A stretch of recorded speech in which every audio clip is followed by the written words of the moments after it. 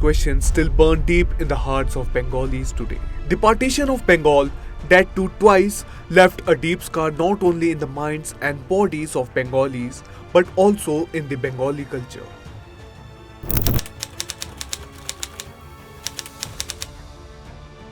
The first partition of Bengal was announced by the Viceroy of India, Lord Curzon.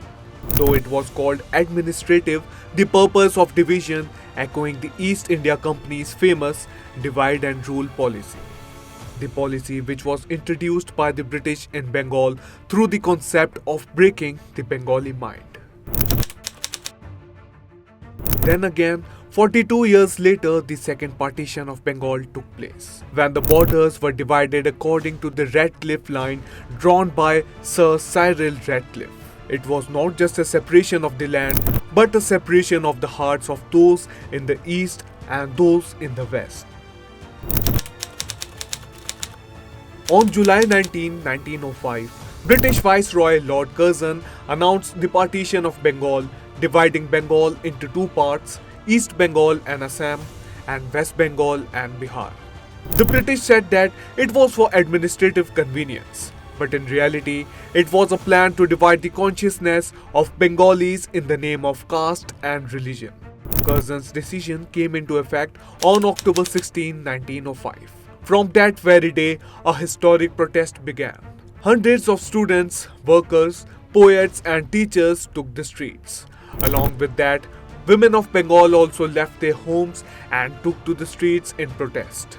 A boycott of foreign products began in every Bengali home and a Swadeshi movement began. Rabindranath Tagore, one of India's most legendary poets and philanthropist, took to the streets and called for a Rakhi Bandhan ceremony across Bengal on that day when the partition was to be officially implemented. He encouraged Hindus and Muslims to tie Rakhis to each other, symbolizing brotherhood, solidarity, and the indivisibility of Bengal. Bengalis did not just protest, they also sought their own identity. And that wave of consciousness formed the foundation of the Indian independence movement. The fierce protests finally culminated in the British government being forced to repel Curzon's partition policy in 1911. 42 years later, in 1947, Bengal was divided once again. This time, it was not just an administrative division, but a religious one. East Bengal became part of Pakistan, while West Bengal remained with India according to the boundary drawn by Sir Cyril Radcliffe. The partition resulted in the significant displacement of population as people moved, triggering bloodshed, riots, and suffering. 1905, Curzon's partition, ethnic divisions. 1947, Radcliffe's line, religious segregation. The first partition tried to break Bengal's unity.